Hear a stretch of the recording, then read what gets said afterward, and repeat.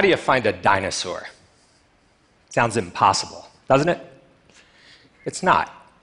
And the answer relies on a formula that all paleontologists use. And I'm going to tell you the secret. First, find rocks of the right age.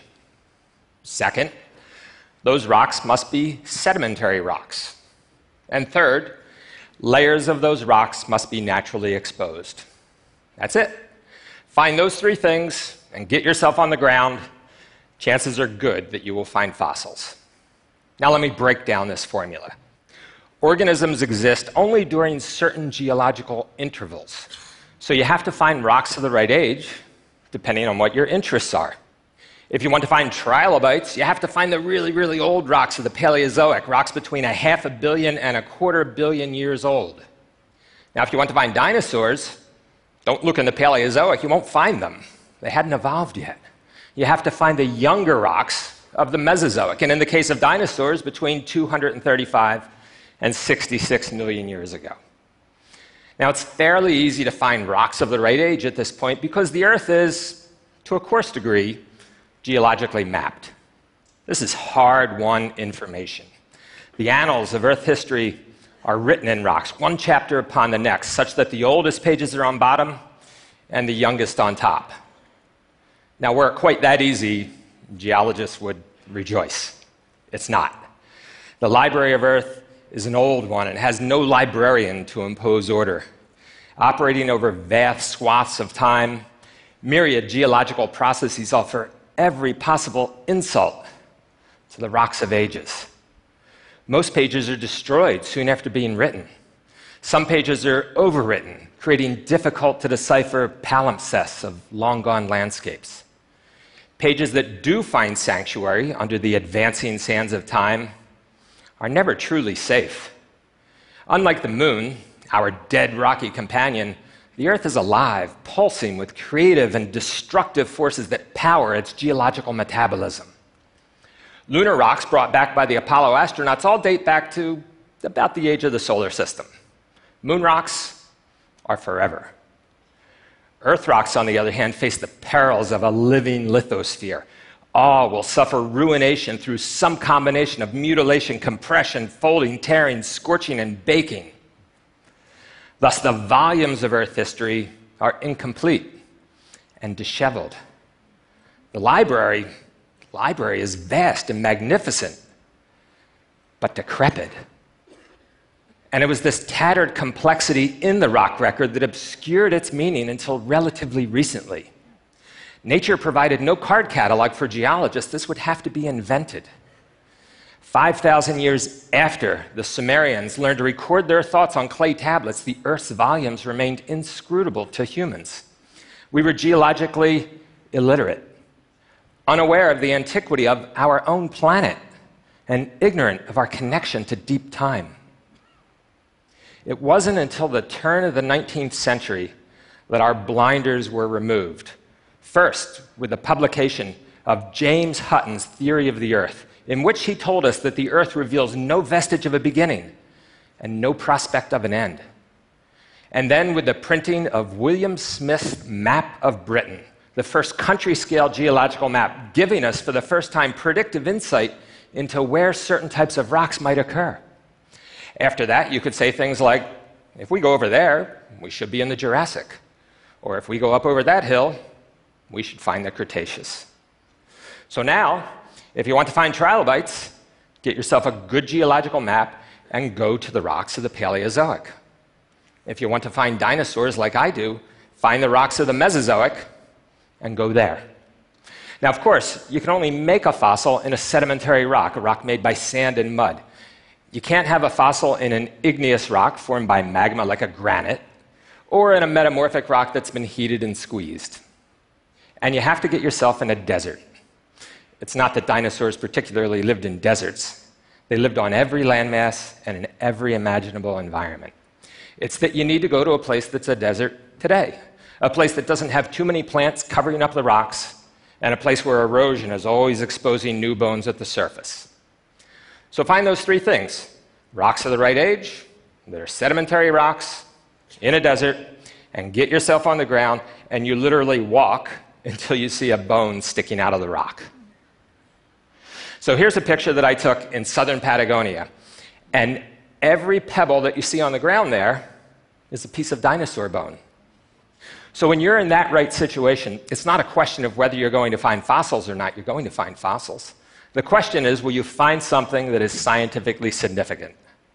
And to help with that, I'm going to add a fourth part to our formula, which is this: get as far away from other paleontologists as possible. It's not that I don't like other paleontologists. When you go to a place that's relatively unexplored, you have a much better chance of not only finding fossils, but of finding something that's new to science. So that's my formula for finding dinosaurs, and I've applied it all around the world. In the austral summer of 2004, I went to the bottom of South America, to the bottom of Patagonia, Argentina, to prospect for dinosaurs.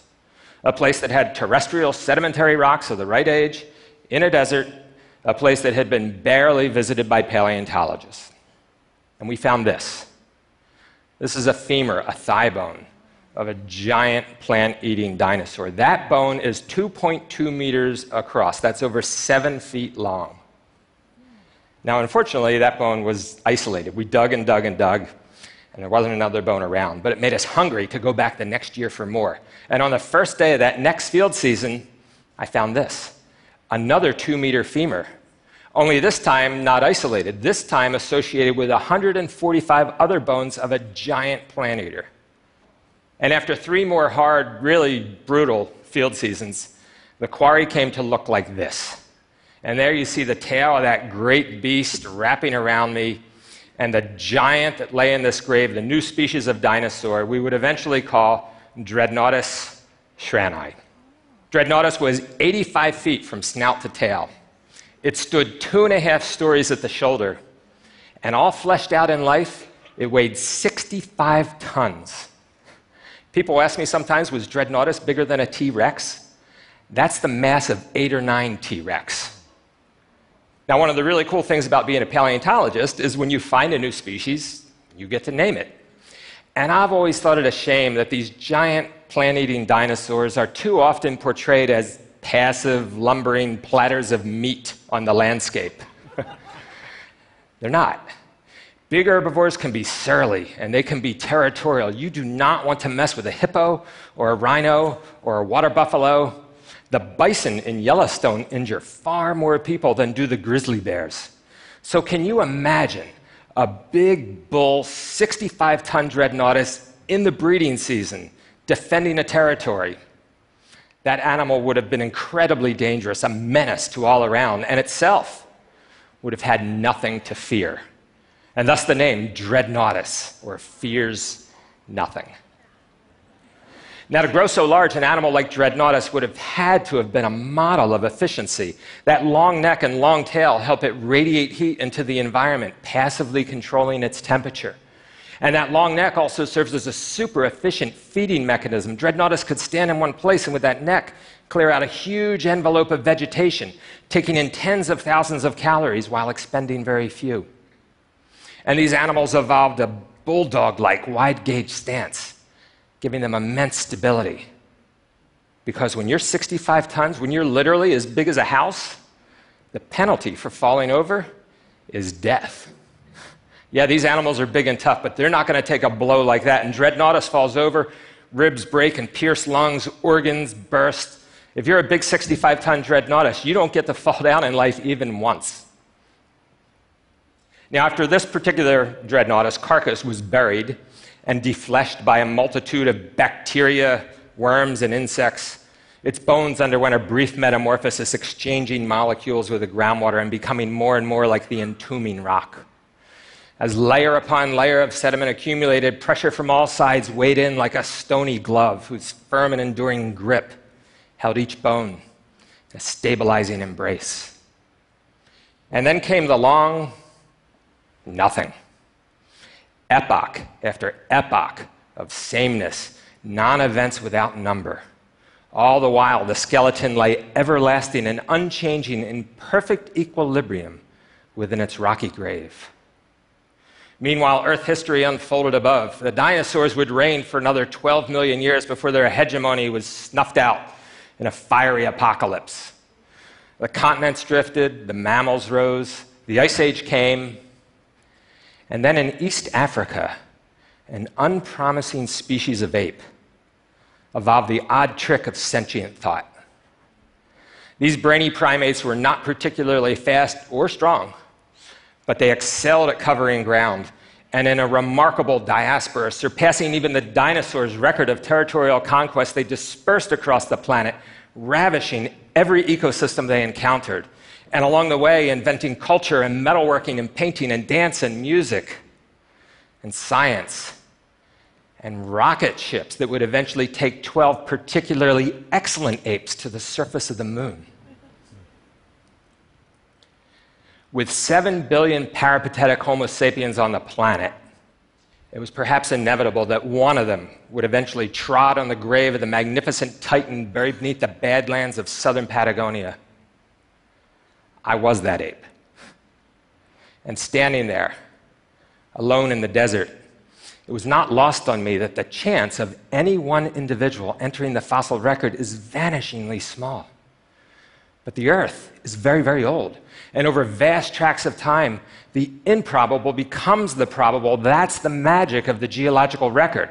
Thus, multitudinous creatures living and dying on an old planet leave behind immense numbers of fossils, each one a small miracle, but collectively inevitable. 66 million years ago, an asteroid hits the Earth and wipes out the dinosaurs. This easily might not have been. But we only get one history, and it's the one that we have, but this particular reality was not inevitable. The tiniest perturbation of that asteroid far from Earth would have caused it to miss our planet by a wide margin. The pivotal calamitous day during which the dinosaurs were wiped out, setting the stage for the modern world as we know it, didn't have to be. It could have just been another day. A Thursday, perhaps. Among the 63 billion days already enjoyed by the dinosaurs. But over geological time, improbable, nearly impossible events do occur. Along the path from our wormy Cambrian ancestors to primates dressed in suits, innumerable forks in the road led us to this very particular reality. The bones of Dreadnoughtus lay underground for 77 million years. Who could have imagined that a single species of shrew-like mammal living in the cracks of the dinosaur world would evolve into sentient beings capable of characterizing and understanding the very dinosaurs they must have dreaded? I once stood at the head of the Missouri River and bestraddled it. There, it's nothing more than a gurgle of water that issues forth from beneath a rock and a boulder in a pasture high in the Bitterroot Mountains. The stream next to it runs a few hundred yards and ends in a small pond.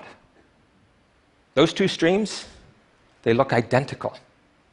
But one is an anonymous trickle of water, and the other is the Missouri River. Now go down to the mouth of the Missouri near St. Louis, and it's pretty obvious that that river is a big deal. But go up into the Bitterroots and look at the Missouri, and human prospection does not allow us to see it as anything special. Now go back to the Cretaceous period and look at our tiny fuzzball ancestors, and you would never guess that they would amount to anything special, and they probably wouldn't have were it not for that pesky asteroid. Now make 1,000 more worlds and 1,000 more solar systems and let them run. And you will never get the same result. No doubt those worlds would be both amazing and amazingly improbable, but they would not be our world, and they would not have our history. There are an infinite number of histories that we could have had, and we only get one, and wow, did we ever get a good one. Dinosaurs like Dreadnoughtus were real. Sea monsters like the mosasaur were real. Dragonflies with the wingspan of an eagle and pillbugs the length of a car really existed. Why study the ancient past? Because it gives us perspective and humility. The dinosaurs died in the world's 5th mass extinction, snuffed out in a cosmic accident through no fault of their own. They didn't see it coming, and they didn't have a choice. We, on the other hand, do have a choice. And the nature of the fossil record tells us that our place on this planet is both precarious and potentially fleeting. Right now, our species is propagating an environmental disaster of geological proportions that is so broad and so severe, it can rightly be called the sixth extinction. Only unlike the dinosaurs, we can see it coming. And unlike the dinosaurs, we can do something about it. That choice is ours. Thank you.